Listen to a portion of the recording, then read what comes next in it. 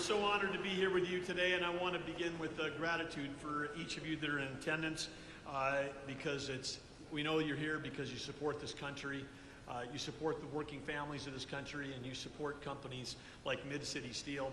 I also want to give a shout out to the incredible team, the tough job team right behind me over here. You guys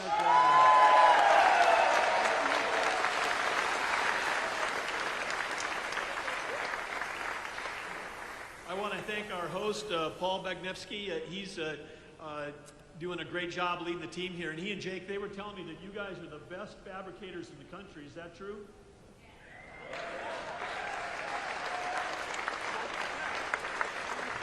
Classic Midwest. You're the best in the country. And then they nod like this. Yep. I'm from North Dakota. I get that whole thing, like where people are they're the most talented in the world, but they're also super humble. But what a fantastic group to be here. Great to be back in Wisconsin. I grew up in a town of 300 people in North Dakota, about 6.5 hours northwest of here. So great coming south, where it's nice and warm in the wintertime, here to Wisconsin. But I had aunt and uncle that lived in Ripon. I had cousins that are still living up in Bayfield. Beautiful state we have here. And because La Crosse is right on the border of Minnesota, I grew up not far in this little town, not far from the other border of Minnesota, on the other side, on the Red River, not the Mississippi River. So I have to ask, I know this is a dangerous question, but are there any Vikings fans in this entire room? Okay, all right, okay. I was talking to JD backstage, and I said, I think I may be able to get 2 or 3 hands. Courageous Vikings fans. Those of us that have been traumatized by 4 Super Bowl losses. Unlike you Packer fans, win. All you guys just winning.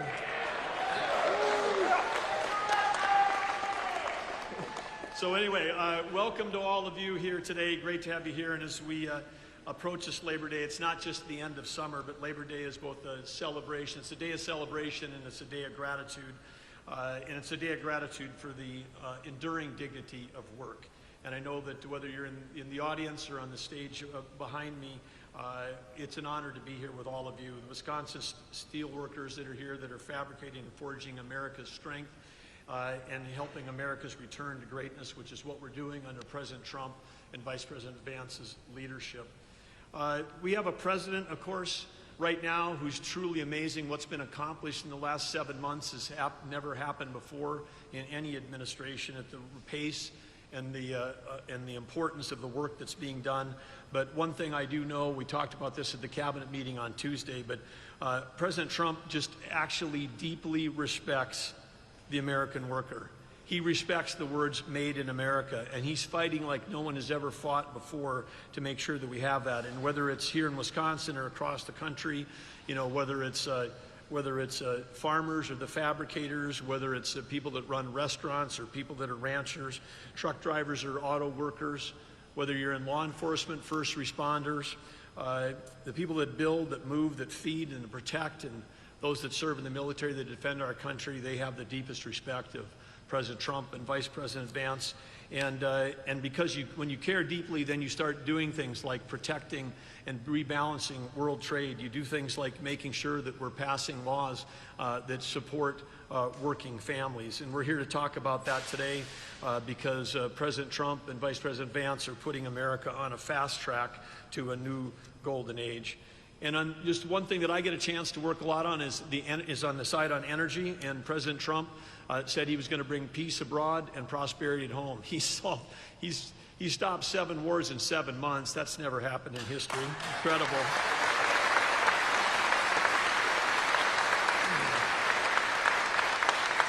Just incredible. And he set out that he didn't just want energy independence, he wanted energy dominance, President Trump did, because with energy dominance, that means we can sell energy to our friends and allies as opposed to them having to buy it from our adversaries. When they buy energy from our adversaries, that's what they were using to fund those wars against our friends and allies. So he understands that energy is at the core of peace abroad. He also understands that low-priced, affordable, reliable energy is the key to our economy here at home. And he's done everything he can to break the back of inflation and having abundant energy here in America, and he's doing that. And one of the things, he's not only doing that with oil and gas, but he's bringing back the coal industry. And a lot of people don't understand. We were sitting here in this fabulous place where we fabricate these amazing things like this pedestrian bridge to my left here that these guys are building, complicated, high quality stuff. And by the way, I should tell you guys, Paul and Jake told me that the shop is always this clean, right? It's like every day. You could come in here every day, it would look just like this, not just on days like this. But these guys are doing incredible work. But you need metallurgical coal. Metallurgical coal produces coke. Without coke, we don't have steel. So President Trump, we cannot shut down. If you shut down the coal industry, you not only stop affordable electricity in this country, you also shut down the steel industry. And we're bringing back the steel industry. We're bringing back the shipbuilding industry. We're bringing back manufacturing in the United States.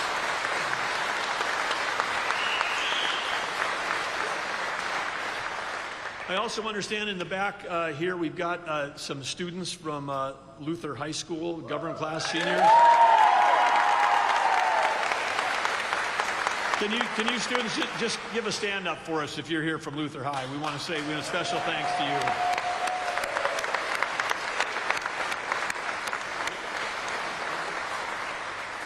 There's our future right there, and I was so excited to see that your team name was the Knights, because the little town I grew up in, North Dakota, is named Arthur. We were also the Knights, and I like to stress that it was Knights with a K, not just with an N. Okay, because we had some Arthur Knights with an N too, but anyway, the Luther High School Knights. But anyway, you guys are here, government class. Appreciate you being here. Thanks to your teachers, your leaders, and others, your parents that got you here for this important day. But whether you're just out of high school or whether you're working family across Wisconsin, you can rest assured that we got a president and a vice president that are fighting every day to make sure that we've got opportunities. And for those of you that are entering, leaving high school soon, you can know this country is going to be ready to support you, whether it's college, whether it's trade school, whether it's the workforce, whether it's being an entrepreneur, like the people that started this business back in 1972, or whether it's the military. There's great careers awaiting in this country. And in the last 7 months, there have been 2.5 million jobs created under the Trump administration that are filled by people that are Americans. So.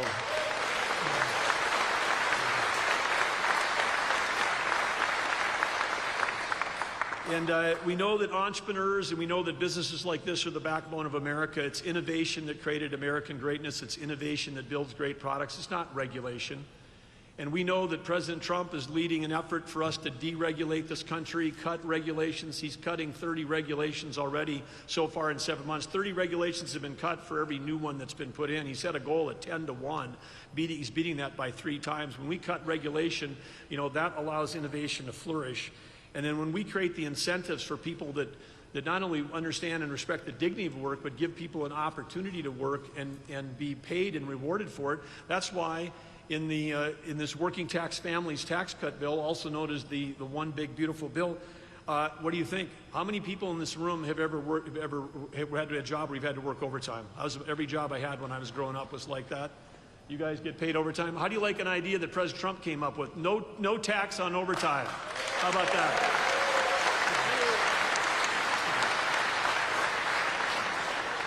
And there's 100 great things in that bill. The Vice President's going to talk about it, but I'll just mention one more. And 100% accelerated depreciation.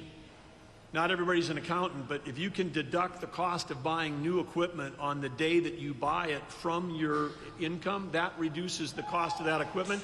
And Paul and Jake and his team right now, they got a $2 million drill press that's coming in here, a drill saw press, $2 million arriving this fall. It's going to help them build projects quicker, faster, more efficiently for their team. And they're doing that because they got 100% depreciation immediately. That's in the big, beautiful bill.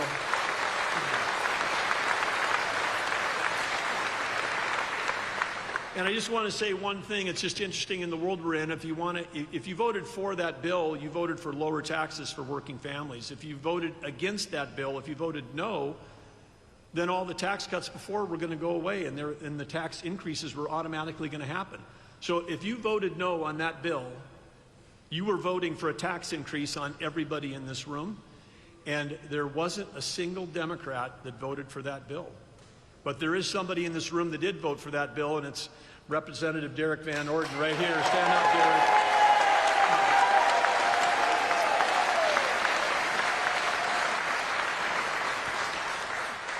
And if any of you are taking care of aging parents, any of you that know people that are seniors, I'll say that because you all look pretty young to me out there. But anyway, if you know anybody that's on Social Security, 1.1 million senior citizens in Wisconsin are now going to benefit from no taxes on Social Security. So incredible.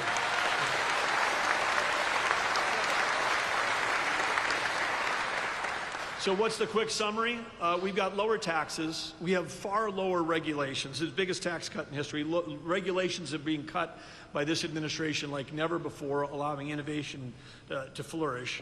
And then you say, okay, well, those two things are great, but what about fresh capital coming into the company? Well, with President Trump leveling the trade field and making it, getting a level playing field for America so we can sell our goods into markets that used to be closed, and for those people that are coming here, they're going to have to pay tariffs to get in. When you do that, there's trillions of dollars. A trillion is 1,000 billion. There's over $5 trillion of committed capital that's coming into this country to build new factories here, because when you build it in America, when it's made in America, there are no tariffs.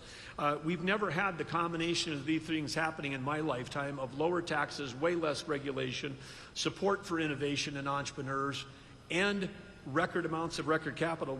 These are the policies that are going to restore the American dream for every American, and it's the Trump-Vance administration that's making that happen.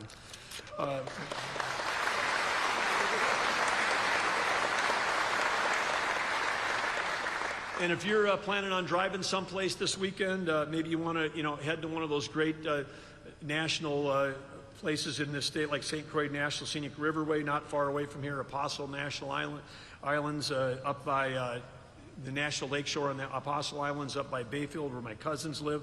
If you're heading to do that, guess what? You're going to be paying the lowest gas prices in many, many years this weekend. But inflation adjusted, these are the lowest gas prices in decades. And so, again, thanks to President Trump for making that happen. So, in closing, I wanted to say, one of the other action-oriented presidents we had that's can be thought about in the same sentence as President Trump is Theodore Roosevelt. And far and away, the best prize in life is the opportunity to work hard at work worth doing. And I've got a group of people sitting behind me on this stage that work very hard. I got a group of people in front of me that I know, if you're here from Wisconsin, you're from the Midwest, you have spent your life working very hard. All of us then in this room, everybody here, we've all had a chance to grab that prize, that opportunity to work hard at work worth doing. And collectively, at a place like here, like Mid-City Steel, you're doing the hard work that is making America great and making America strong. And you need to know that President Trump personally, Vice President Vance, who's here to tell you how grateful they are for the working families and the working people of this country. So it's my honor right now to introduce someone who served our country in the military, in the Marine Corps. He's served our country in the United States Senate. Now he's fighting for working families as the Vice President of the United States. Please welcome to the stage, JD Vance.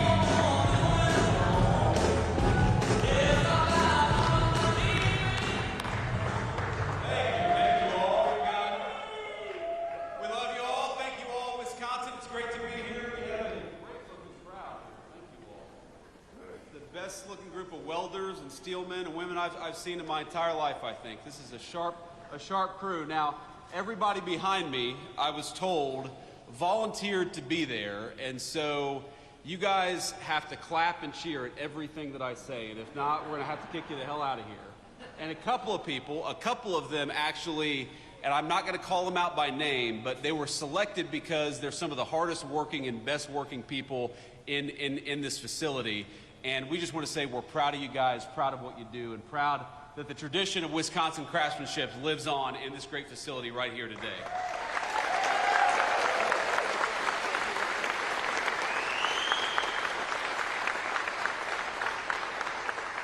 Now, before we get started here, and I want to talk about the big, beautiful bill, I want to give a few notes of appreciation and gratitude.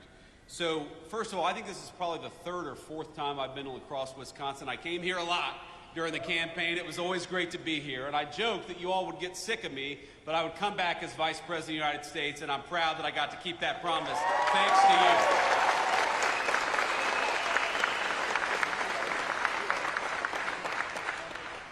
So I want to thank Paul Bagnevsky. Paul, thank you so much. I got it A minus maybe on that pronunciation. He is the president and CEO of this incredible facility. We're so thankful to be here. I want to thank Jake Koshiol and the rest of the Tough Job team for giving us such a warm welcome here in Wisconsin. I also want to thank, and you heard Doug Burgum, our great Secretary of the Interior. How good of a job is Doug Burgum doing as Secretary of the Interior? Doug, thank you. Doug is doing a great job, but you heard him give a shout out, and I'm going to give another shout out to the great Representative Derek Van Orden. Thank you, Derek. Please stand up. Give it up for this guy. He works harder. He works harder than anybody in Congress. He works so hard that he lost most of his hair, in fact, over his time in Congress. I'm sorry about that. I had to poke a little fun at my good friend Derek. But, you know, there are so many people who just show up in Washington. They go along to get along. They cast a vote or don't, but don't really do much else. Derek is fighting every single day for the people of this district. You should be proud of him, because I certainly am. Thank you, Derek.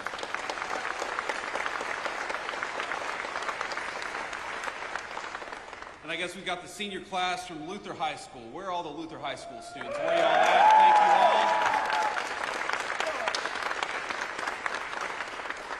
all. Now, have you all started school yet, or are you playing hooky today? You have? Okay, good. Well, I'm glad the Vice President coming to town got you guys out of school a little bit. But let's talk about the future, because these kids are the future. We want to make sure that they have a prosperous American future. Ohio, southwestern Ohio, where my papaw, and the reason I love the welders in particular, is my papaw for 42 years was a union welder at a place called Armco Steel. And when I was growing up, Armco Steel had shed about 80% of the workforce that it had employed when my papaw was working there during its heyday. And unfortunately, it was one of the lucky ones, because a lot of the steel mills lost about 80% of their workforce. A lot of the steel mills didn't exist at all.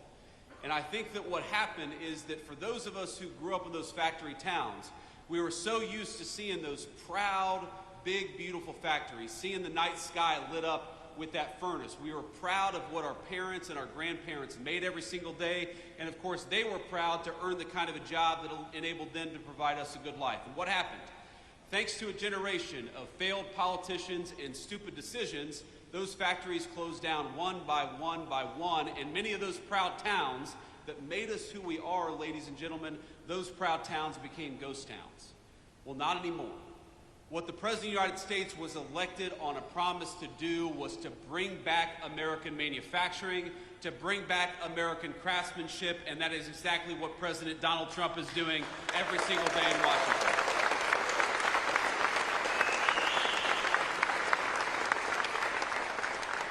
How nice is it to have a president who, instead of rewarding companies for shipping your jobs overseas, rewards companies for building factories right here in the United States of America?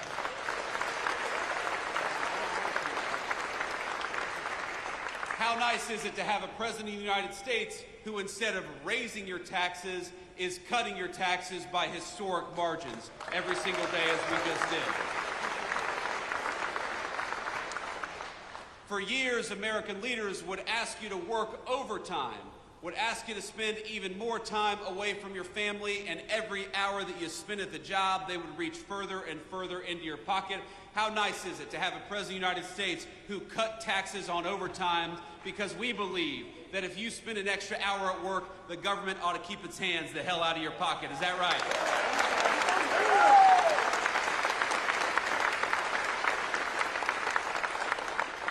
We know about 5%, about 1 in 20 Wisconsin workers rely on tips to bring home the bacon for themselves and their families. How nice is it to have a President of the United States and Republican majorities in Congress that cut taxes on tips instead of forcing our waitresses and service professionals to deal with the IRS. We ought to make it easier for folks to get by, which is exactly what we did when we cut taxes on tips, and Wisconsin families are going to be the beneficiaries.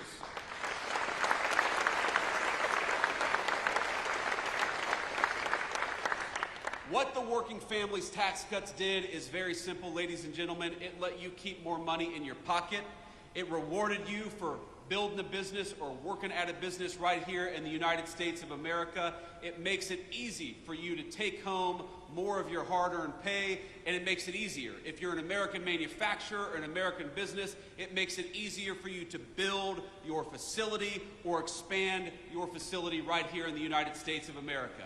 I happen to believe that it's the dumbest decision we made as a country to reward foreign companies with putting stuff overseas instead of right here in places like Wisconsin. Well, now we have a different president with a different attitude. If you're building in the United States of America, if you're working in the United States of America, if you're trying to earn a decent living right here at home, we are going to fight for you every single day. But if you build crap overseas and try to undercut the wages of American workers, you're going to pay a big fat tariff before you bring it back in to the United States of America.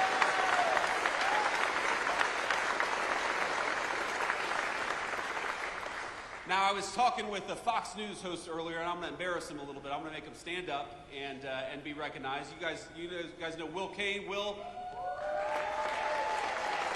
A lot of us watch the show. He's doing a good job. You know, what I told Will earlier is that all these problems are interconnected. Why is it that we allowed these Mexican drug cartels to bring this poisonous fentanyl into our communities? Why is it that so many people lost hope and started taking that fentanyl? Why is it that we had a government that seemed to care more about illegal immigrants than they did about their own citizens? It's all connected, because when they shipped your job overseas in the last administration or administrations that came before it, what they also did at the same time is they allowed those cartels to come in to our country and take advantage of our communities. So what the Working Class Families Tax Cut does is, yes, it gives you more take-home pay. Yes, it cuts taxes on overtime. Yes, it cuts taxes on tips, but it also gives our incredible law enforcement over $100 billion to get those drug cartels the hell out of our country once and for all.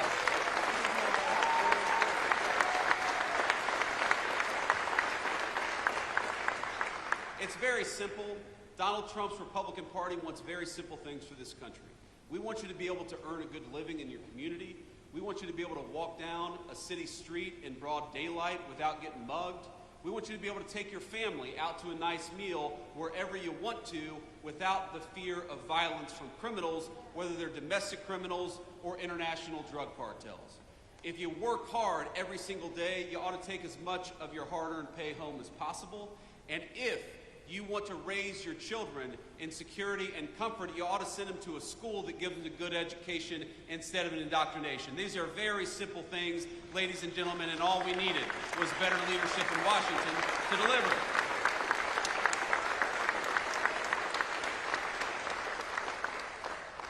Now, Representative Van Orden will tell you this, but if you didn't know, that it turned out that we didn't get a single Democrat vote for cutting taxes on tips, cutting taxes on overtime, or increasing the child tax credit. Not a single Democrat in the House or the Senate could actually deign to vote for giving you more of your hard-earned money. And we got to ask ourselves why that is, because as much as I am proud of what we've accomplished, it would honestly be a little bit easier, wouldn't it, Derek, if the Democrats actually worked with us instead of fighting us every single step of the way. And you're going to see this. We're a little early for campaign season, but in a couple months or maybe about a year, you're going to start seeing television advertisements. And you're going to start seeing Democrats lying about what's in these working families tax cuts. And I'm going to tell you exactly what they're going to say. They're going to tell you that this bill, which gives you more of your hard-earned money, that they opposed it, not because they want to raise your taxes, and they do, but because they're worried about your health care. They are so worried about your health care, in fact, that they want to give more and more of your health care to illegal immigrants. And that's exactly why they voted against this bill. I know we have this beautiful high school class back there. And I'll give you, just from a vice president to the high school seniors, I'll give you guys just a little bit of relationship advice from a man who's been happily married for 11 years. Find yourself somebody who loves you as much as national Democrats love giving health care benefits to illegal aliens.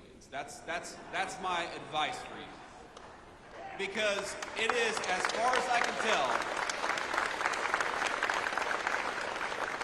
it is, as far as I can tell, the reason why the National Democratic Party exists. Do you know that this bill makes tens of billions of dollars in investments in our rural health care infrastructure, which was fallen apart under the last administration? This legislation guarantees that hardworking Americans are going to have access to their Social Security, Medicare, and Medicaid benefits. But what this bill refuses to do, and what Republicans absolutely refuse to do, is to give your hard-earned benefits to people who don't have the legal right to be in this country to begin with. It is very simple.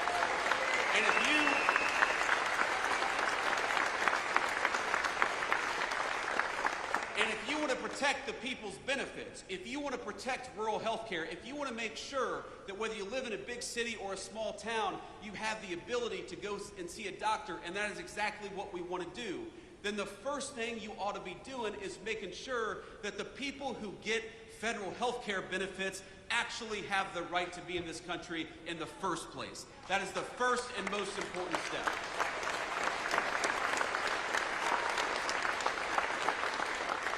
And that's what this legislation did. So don't believe the lies and don't believe the attacks. What we are doing with this legislation is giving you a tax cut and trying to rebuild the healthcare infrastructure of this country that got decimated under Joe Biden's leadership.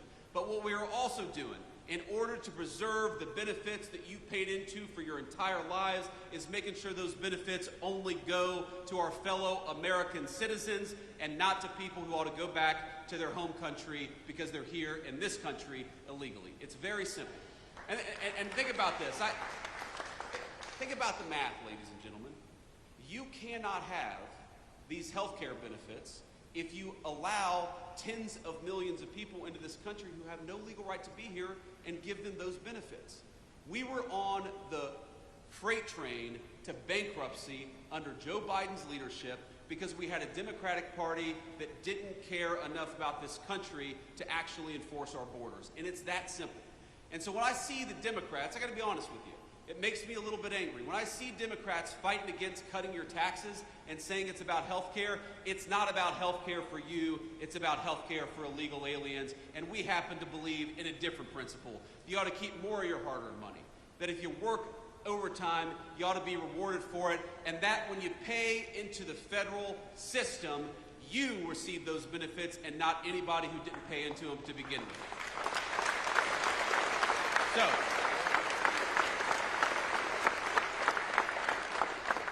let me say just a couple more things, and then I'll hit the road, but maybe I'll take some questions. Should we take some questions from the fake news, ladies and gentlemen? Would that be fun? Okay, we can do that too. But we'll try to focus on the local Wisconsin reporters first, because I know that they're not fake news, right? We got good local reporters here in Wisconsin? I don't know, mixed reviews based on the crowd here, but let me just say a couple more things. So this business, this manufacturing facility, I think represents the future of American craftsmanship. And I was talking to the CEO and to Jake earlier about this, but you know, there's this attitude that some people have that manufacturing, it's the jobs of the past, it's the industry of the past, that it's dirty, that it's not innovative. Why? I challenge any journalist to walk around this facility for 10 minutes and not realize that this is one of the most innovative companies in America. And this is the future of American industry, the future of American innovation, and the future of American manufacturing. They're using artificial intelligence in this facility. They're using robotics in this facility. They're doing things that, frankly, were not even possible 20 years ago, and they're doing them in order to build a great American future. We are practically a stone's throw away from a beautiful new bridge. A bridge that is being built with American-made steel from this manufacturing facility because we have great American craftsmen right here in Wisconsin, and we ought to fight for it.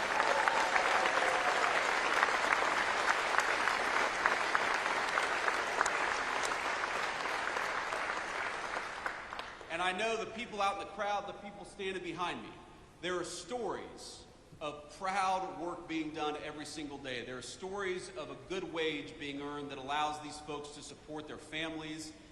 There's stories of products that exist in the United States of America that we need, that we absolutely rely on, that are made right here with American workers and American hands.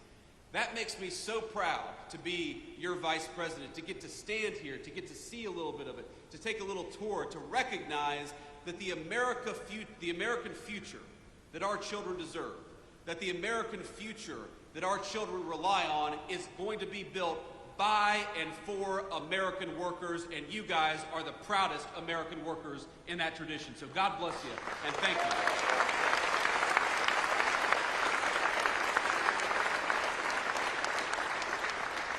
And these guys, they're proud of what they do.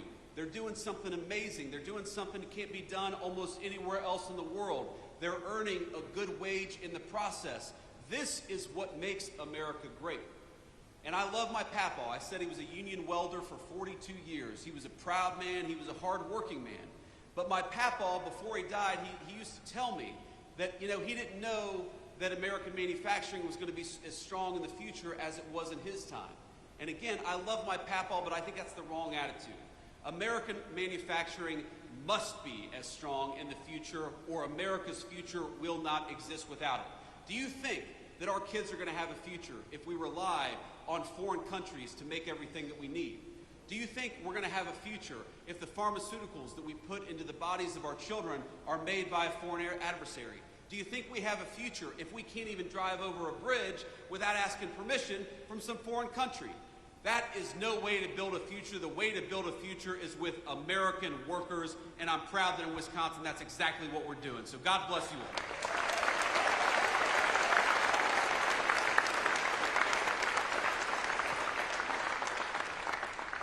And I want to say just one final thing, and I'm going to end this on a somber note. We've had some fun here, but I'm very mindful of the fact that we're just a couple of minutes away from the Minnesota border.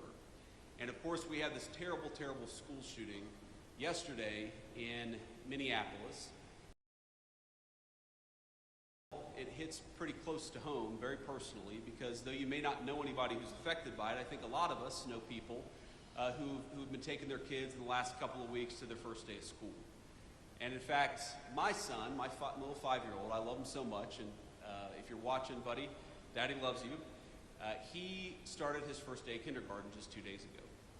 And again, we're very proud of him, and we love him very much, but I know that there are a lot of families who were in their first week of school just outside of Minneapolis, and that was pierced. That incredibly pure and wonderful moment was pierced by a very vicious and a very evil person. And so I just want to say a couple of things.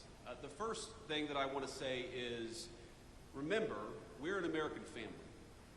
And the people who lost children, they are your fellow Americans. And those children who lost their lives and lost their future, they are your fellow citizens. So think about them and say a prayer for them. And remember that they are as much us as our neighbors right here in this wonderful community in Wisconsin.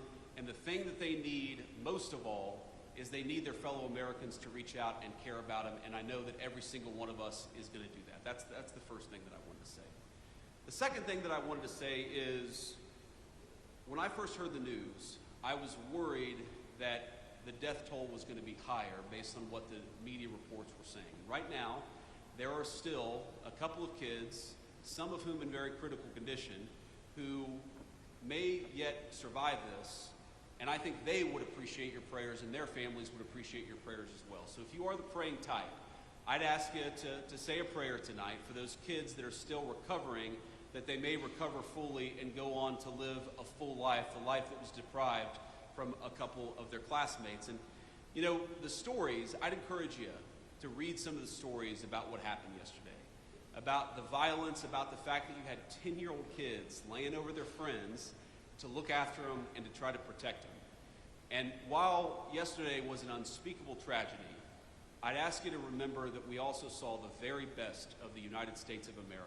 And to every person who protected a friend, to every first responder, to every paramedic who made it so the death toll wasn't higher, we love you, we're proud of you, and we'll never forget the great American spirit that you showed yesterday.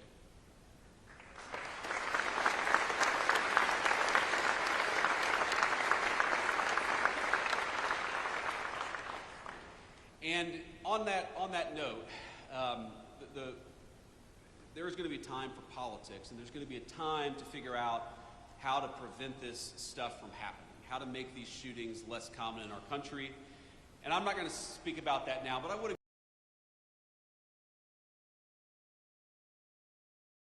children, obviously as a mother herself.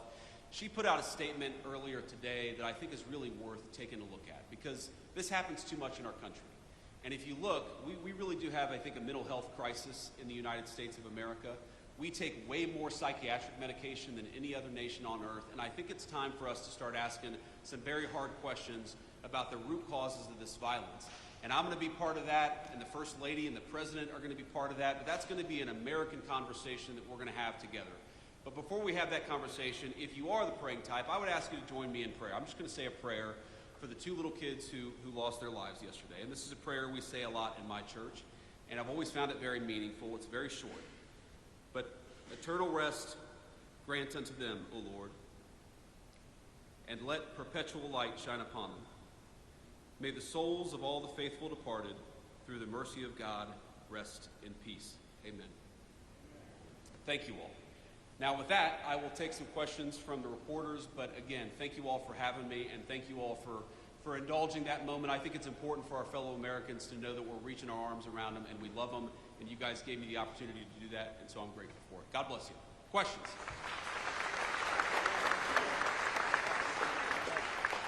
Caden Perry, La Crosse Tribune, local reporter. I'm curious, a lot of investments in the steel industry in this nation, especially the signing of the Nippon and U.S. Steel merger in Pennsylvania, a lot of those investments seem to be going to the Rust Belt and major corporations there. Can you point to something in your policy that will help small businesses like this and others that are maybe outside of the conventional areas for the Rust Belt?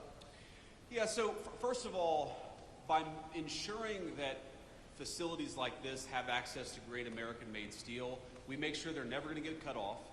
And I talked to the CEO about this earlier. We make sure that they're always going to have the supplies necessary to do the business that they need to do. And that's a very important thing, because as we learned during the COVID pandemic, when you rely on foreign countries to make your critical supply, sometimes those foreign countries don't work. You can't depend on them. We can depend on our fellow Americans, and that's why it's so important, big corporation and small, to bring this stuff back to the United States. But you ask, what is going to help this small business? Well, first of all, the workers here, when they work an overtime shift, are not going to have to pay taxes on those overtime hours.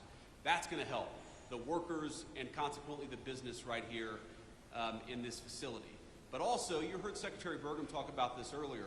When a plant like this makes a big investment, we want to make that pay in the tax code. We want to penalize them for investing in American workers and American production. And the working families tax cut, you know what it does?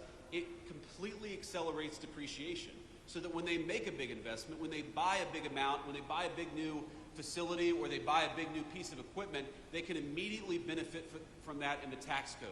And it's such a reversal from what we've had in this country for 40, 50 years, where we would penalize companies in the tax code for building and making in the United States of America. Under President Trump's leadership, we're rewarding companies in the tax code for building and making right here at home. Next question.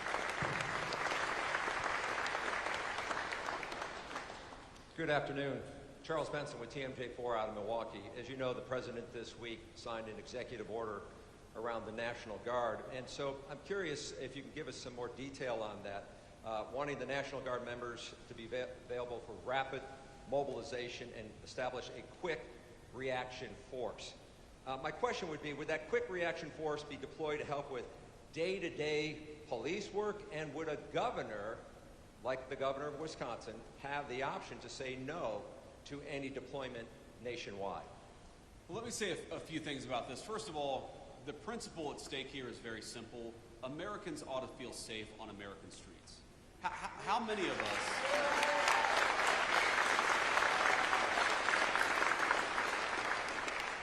How many of us have crossed to the other side of the street because there's a person on the street corner yelling and screaming at our kids or at our family? How many people have felt scared to walk down the street of an American neighborhood in daylight or at night because those streets are considered no-go zones? How ridiculous is it that we ever let there be no-go zones on streets paid for by American taxpayers? You bought those streets, you ought to be able to enjoy them as American citizens. It's very, very simple. So that is the principle at stake here. And in Washington, D.C., let's step back a little bit. Washington, D.C. got to a point where it was having a murder more than every other day. The national capital of the most powerful nation in the history of the world had a murder every other day, carjackings, armed robberies that rival literal third world countries, and the President of the United States said, this is America's city and enough is enough, and he deployed the National Guard to fix it. Now that was the right decision at the time, but I don't know how anybody can look at the results over the last 14 days and say anything other than thank God Donald Trump did what he did. Because armed robberies, carjackings, murders are down between 40 to 90%. Even the very Democratic mayor of D.C. said yesterday that she was grateful for the additional police presence because it made it possible for people, Americans, black, white, rich, and poor, to enjoy the nation's capital again. And that's what I want. I mean, all of you, Washington, D.C. is your town. You literally built it with your tax dollars. You should be able to come and go to one of these beautiful museums or see one of these incredible monuments without fear that you're going to get mugged. And that's what we have changed in just a short period of time. And you asked the Wisconsin-specific question. What the president has said is that, very simply, we want governors and mayors to ask for the help. The President of the United States is not going out there forcing this on anybody, though we do think that we have the legal right to clean up America's streets if we want to. But what the president has said is very simply is, why don't you invite us in? Is Milwaukee a super safe city right now? It's had some crime problems. It's a beautiful city.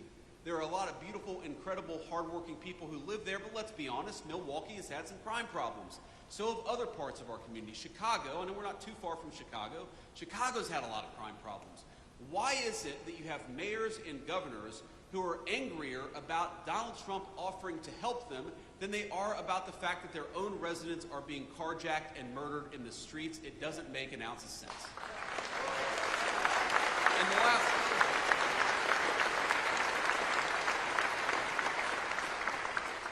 And the last point that I'll make about this, sir, is, and I'm going to violate the advice I gave to the President of the United States yesterday, because we were having, I don't know how I did it. I have actually got the Democrats to come out in defense of crime.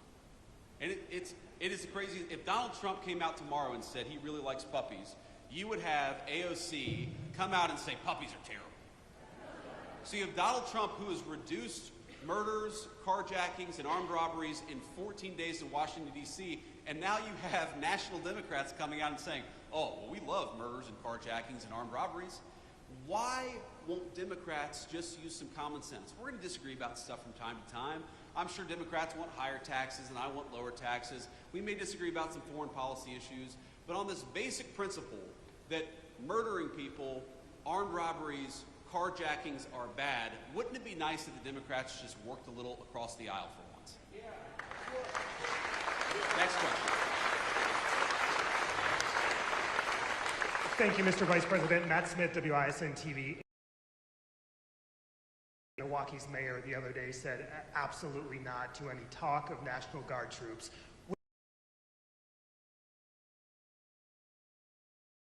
We want to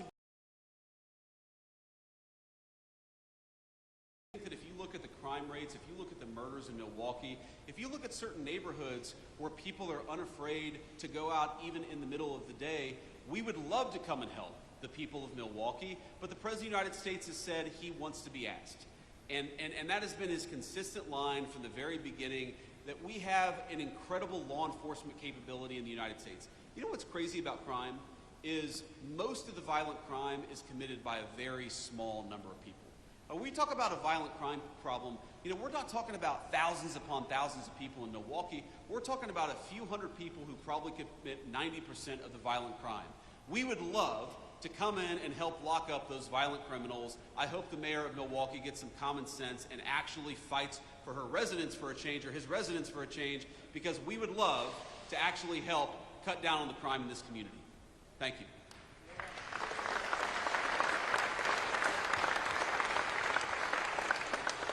Good afternoon, Anthony DeBruzzi, Spectrum News, Wisconsin. Sticking with Milwaukee, but a little different.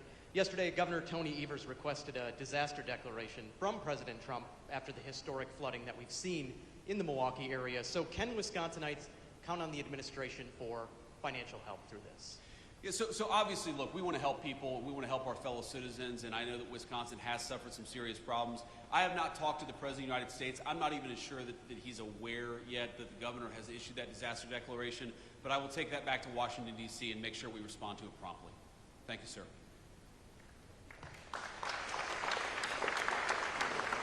Hi, Mr. Vice President. Daniel Gomez, WEAU in Eau Claire, Wisconsin.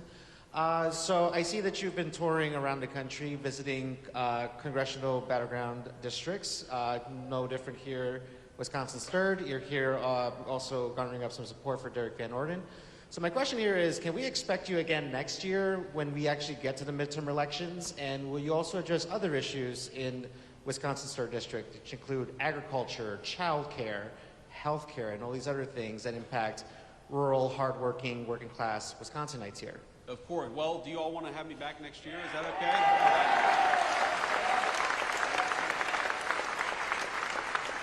Look, so long as the people of the 3rd District will have me, yes, I will keep on coming back and keep on talking about the issues that matter.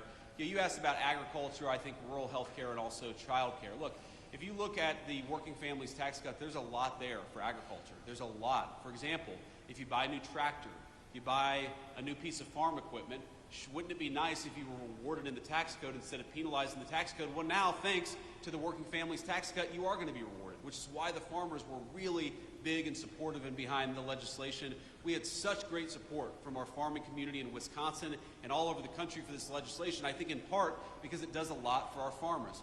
You asked about health care. Look, rural health care in this country is in bad shape. It was left in bad shape by the previous administration, and this legislation, the Working Families Tax Cut, has got tens of billions of dollars to shore up our rural health care system. It is so unusual to hear Democrats say this is going to be bad for health care when we're spending billions of dollars to try to fix some of the rural health care problems in our country. And by the way, has anybody been awake for the last 4 years? Any of these national Democrats? How was the rural health care system doing under Joe Biden when you had hospitals and clinics closing at a record and alarming rate? We're trying to fix that. We want people to be able to access to health care, but we want American citizens to be able to access health care, and that's what makes us different from the National Democrat Party.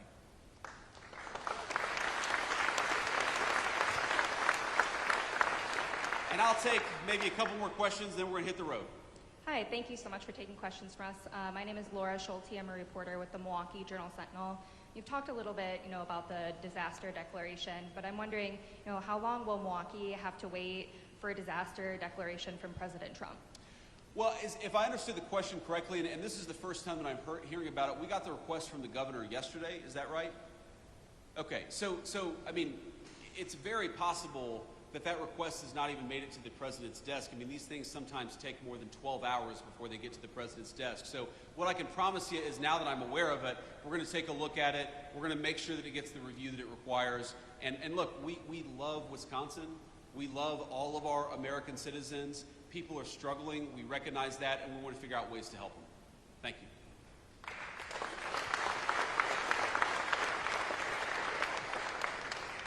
Mr. Vice President, Adam Roberts, News Radio WTMJ, also out of Milwaukee. A follow-up to that question as well. I know that you still have time to make this decision, but can you explain why President Trump or yourself did not tour the southeast Wisconsin area like was done in Texas after their historic flooding?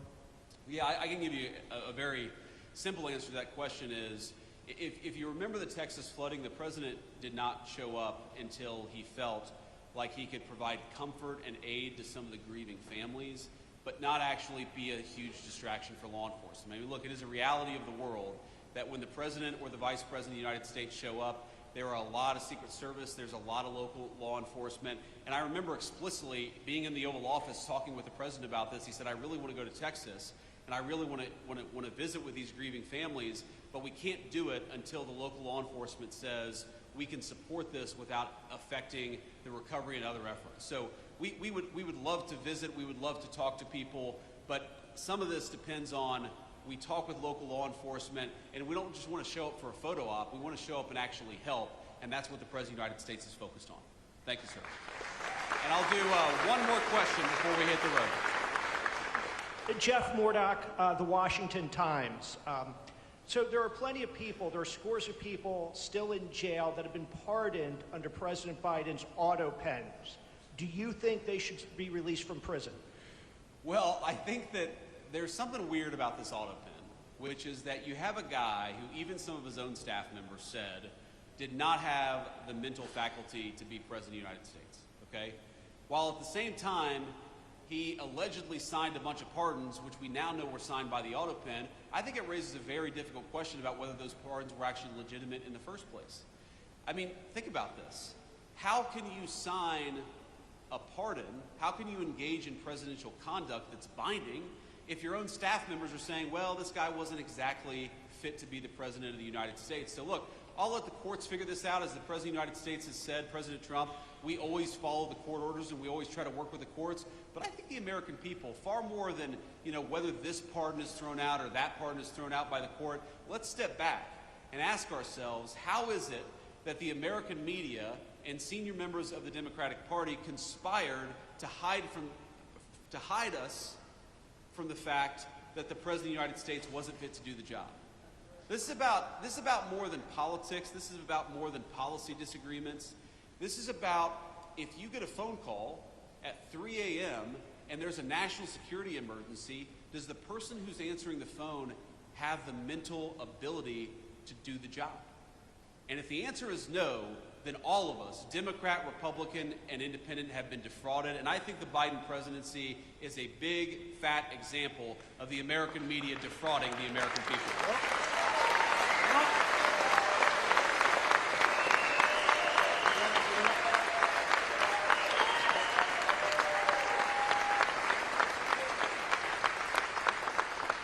So on that note, I just want to thank you all again for having us, and just remember, we are every single day in Washington, D.C., we are fighting for you. We're fighting for your jobs, we're fighting for your wages, we're fighting for low taxes for you and your families, we're fighting for rural health care. We believe that the most important thing the President of the United States can do is put the interests of Americans first.